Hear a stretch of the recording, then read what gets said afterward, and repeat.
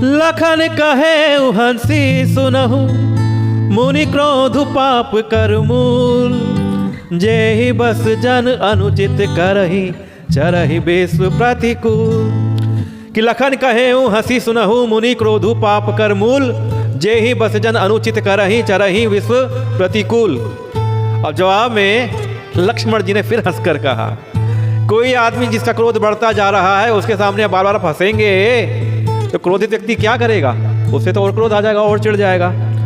तो लक्ष्मण जी ने हंसकर कहा, हे मुनि सुनिए, क्रोध पाप का मूल है, जिसके वश में होकर मनुष्य अनुचित कर्म कर बैठता है और विश्व भर के प्रतिकूल चलते सबका अहित करता है। यानी कि लक्ष्मण जी नसीहत दे रहे हैं परशुराम जी को कि भाई आप इतना क्रोध कर रहे हैं, ये क्रोध करना अच्छी बात नहीं है। क्रोध में अक्सर व्यक्ति अनुचित कर्म कर बैठता है और दुनिया सीधी चल रही होती है, क्रोध करने वाला व्यक्ति हमेशा उल्टा चलता है। आप देखना, क्रोध करने वाला व्यक्ति अक्सर अड़ जाता है कि मैं तो ऐसे ही करूंगा, ऐसे ही करूंगा। तो इस प्रकार वो क्रोध में अनुचित करता है और दुनिया का उल्टा चल के अपना नुकसान और सबका नुकसान करता है। आइए आगे के दर्शन करते हैं।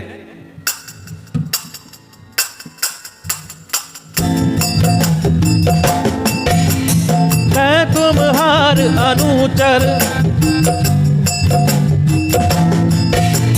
मैं तुम्हार अनुचर मुनिराया, परिहर को पुकरिया अवदाया, टूटे चाप नहीं जुरी हिर खानी, बैठिया हुई ही पाए फिराने राम, मेरे राम मेरे राम राम राम, सीताराम सीताराम सीताराम राम। कि मैं तुम्हार अनुचर मुनिराया, परिहरि कोपु करिय अबदाया। अब यहां पर लक्ष्मण थोड़ा नम्र होकर बोलते हैं कि हे मुनिराज, मैं आपका दास हूं, आप क्रोध त्याग कर दया कीजिए। अब फिर वो मजे लेते हैं, क्या कहते हैं, टूटा हुआ धनुष क्रोध करने से जुड़ नहीं जाएगा, अब खड़े खड़े आपके पैर दुखने लगे हैं, बैठ जाइए। तो लक्ष्मण जी यहां चिंता भी दिखा रहे हैं कि खड़े खड़े पैर दुखने लगे हैं, बैठ जाइए। लेकिन यह बात परशुराम जी को और बुरी लगती है।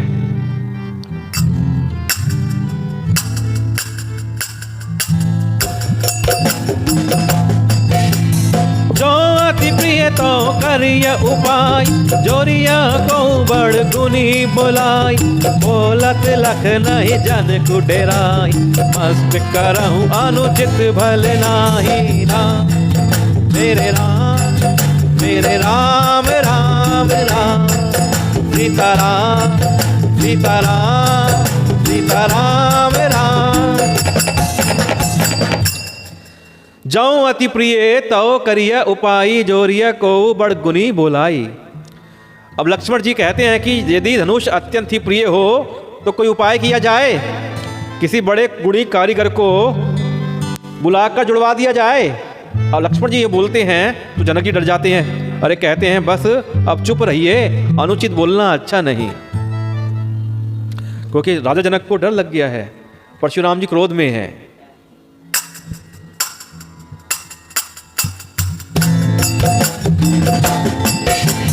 थर थर कांपहि पुर नर नारी, छोट कुमार कोट बड़ भारी, रघुपति सुनी सुनी रघुपति सुनी सुनी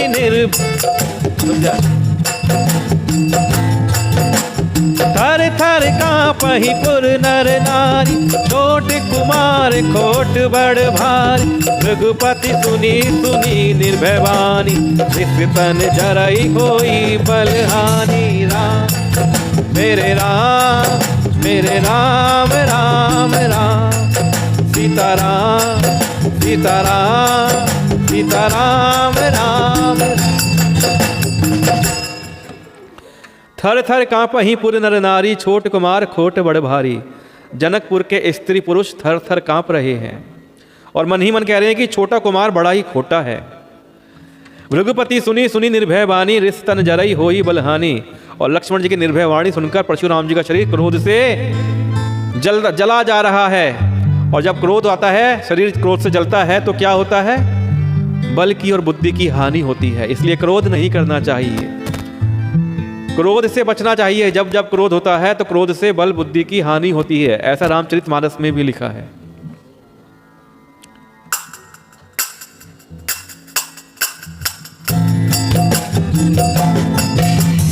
बोले राम ही देई निहोरा, बचाऊं बिचारी बंधु लघु तोरा। मनु मलिन तनु सुंदर कैसे विष भर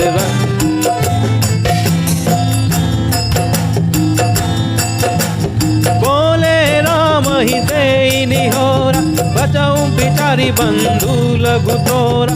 मनु मलिन तनु सुंदर कैसे विष रस भरा, कनक घटु जैसे राम। मेरे राम मेरे राम राम राम, सीताराम सीताराम सीताराम राम। बोले राम ही देई निहोरा, बचाऊं बिचारी बंधु लघु तोरा। कि तब श्री राम जी पर एहसान जताते हुए परशुराम जी बोले, देख तेरा छोटा भाई समझकर मैं इसे बचा रहा हूं। यह मन का मैला और शरीर का कैसा सुंदर है, जैसे कि जहर से भरा हुआ सोने का घड़ा। सोने का घड़ा बाहर से तो सुंदर है, सोने का है ना, चमक रहा है, लेकिन अंदर जहर भरा हुआ है। तो ऐसी ही उपमा परशुराम जी लक्ष्मण जी को बोल रहे हैं कि भैया ये ऊपर से तो बड़ा सुंदर है, गोरा है, अंदर से इसके अंदर जहर भरा हुआ है। सुनी लक्ष्मण भी हंसे बहुरी, नयन तरे रे राम। गुर समीप गवने सकुची, परिहरि बानी बाम। मेरे राम मेरे राम मेरे राम राम राम, सिया राम सिया राम सिया राम राम राम। अब ये सुनकर लक्ष्मण जी फिर हंसने लगे। लो भैया, वो गुस्सा हुए जा रहे हैं, लक्ष्मण जी हंसे जा रहे हैं।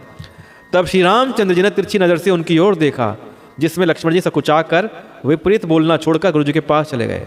अब श्री रामचंद्र जी ने तिरछी नजर से देखकर श्री लक्ष्मण जी को समझाया, और वो देखकर सकुचा गए, डरप गए, समझ गए, और उन्होंने उल्टा बोलना अब छोड़ दिया। अब वो अपने गुरु जी के पास चले गए। आइए आगे का दर्शन करते हैं।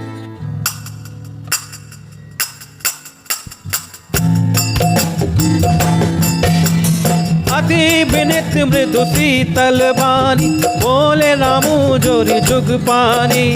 सुनहु नाथ तुम सहज सुजान, बालक बचनु कर्या नहीं काना राम। मेरे राम राम राम, सीताराम सीताराम सीताराम राम। अति विनीत मृदु शीतल बानी, बोले रामू जोरी जुग पानी। अब श्री रामचंद्र जी तो हैं ही शीतल वाणी वाले, सहज हैं, सरल हैं। तो श्री रामचंद्र जी ने दोनों हाथ जोड़कर अत्यंत विनय के साथ कोमल और शीतल वाणी से कहा कि हे नाथ, सुनिए, आप तो स्वभाव से ही सुजान हैं। सुजान मतलब समझदार हैं। आप बालक के वचन पर कान ना कीजिए, यानी ध्यान मत दीजिए, अपने कान मत लगाइए। बालक क्या कह रहा है उसे आप सुना अनसुना कर दीजिए।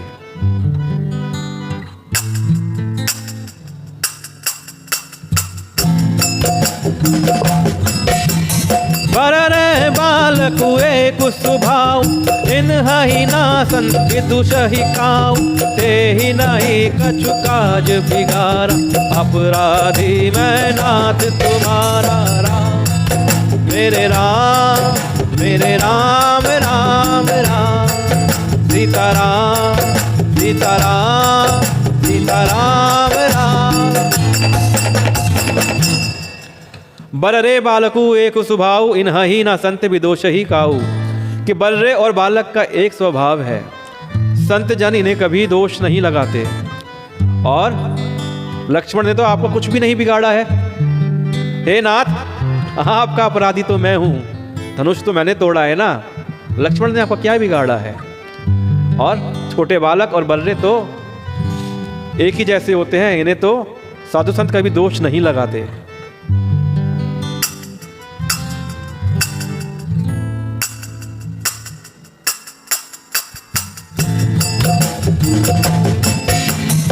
कृपा को बधु बंधव गोसाई, मोह पर करिय दास की नाई। कहिया बेगी जही विधि रिस जाई, मुनि नायक सोई करो उपाय। राम मेरे राम मेरे राम राम राम, सीताराम सीताराम सीताराम राम।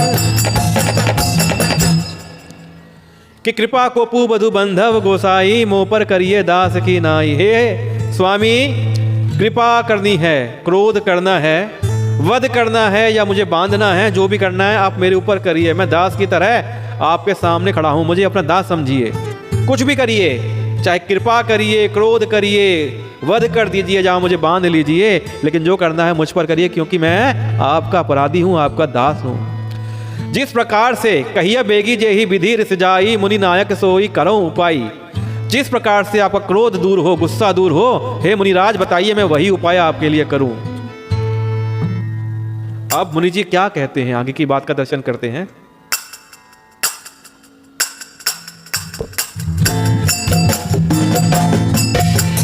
कहा मुनि राम जाई रिस कैसे, अजहु अनुज तब चितव अनैसे। एहि के कंठ कुठारु न दीना, तो मैं काह को भूकर कीन्हा। राम मेरे राम मेरे राम राम राम, सीताराम सीताराम सीताराम राम। अब मुनि ने कहा, कहे मुनि राम जाई रिस कैसे, अजहु अनुज तब चितव अनैसे। कि हे राम, क्रोध कैसे जाए? अब भी तेरा छोटा भाई देख टेढ़ा ही देख रहा है, मुझे मान नहीं रहा है। वो देख टेढ़ा टेढ़ा मुझे देखे जा रहा है। अब इसकी गर्दन पे मैंने कुठार ना चलाया कि यही के कंठ कुठारू न दीना, तो मैं कहा कोपू कर गिना, तो मेरा गुस्सा करना ही बेकार है। अब अत्यंत गुस्से में परशुराम जी आ गए हैं। देख रहे हैं दूर से खड़े हुए परशुराम, लक्ष्मण जी टेढ़ी नजरों से उनको देखे जा रहे हैं, परशुराम जी को। गर्भ स्रवहि अवनि पुरवनि, सुनी कुठार गति घोर।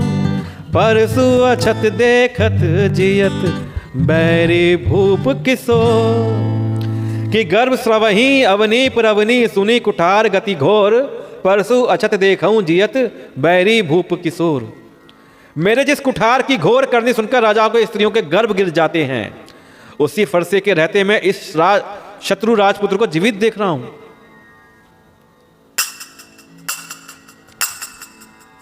अब तक तो इसे मर जाना चाहिए था, लेकिन अभी तक जीवित है।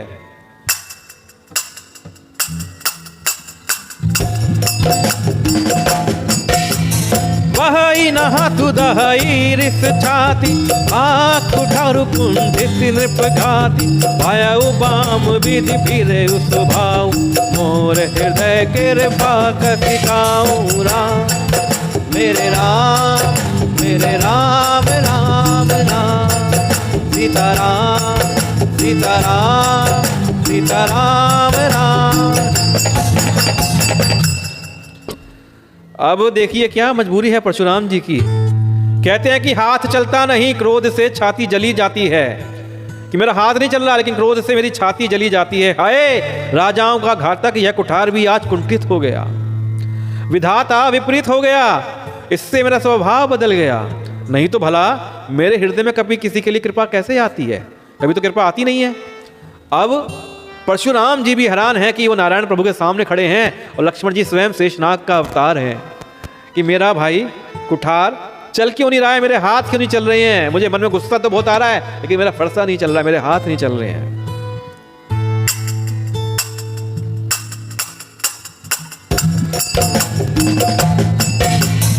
आज दया दुख दुसह सहावा, सुनी सौमित्री भी हसी सिरुनावा। पाऊ कृपा मूरति अनुकूला, बोलत भजन झरत जनुकूला। राम मेरे राम राम राम, सीताराम सीताराम सीताराम राम। इसी के साथ ही हमारे आज के 2 पृष्ठ पूरे होते हैं। तो इस चौपाई का अर्थ क्या है कि आज दया मुझे ये दुसह दुख सहा रही है, ये मेरे अंदर दया क्यों आ रही है, इससे मुझे दुख हो रहा है। यह सुनकर लक्ष्मण जी ने मुस्कुराकर सिर नवाया। अब सर नवा दिया लक्ष्मण जी ने और कहा कि आपकी कृपा रूपी वायु भी आपकी मूर्ति के अनुकूल ही है। वचन बोलते हैं कि मानो फूल झड़ रहे हैं। अब लक्ष्मण जी भी थोड़ा सा नरम बोल रहे हैं।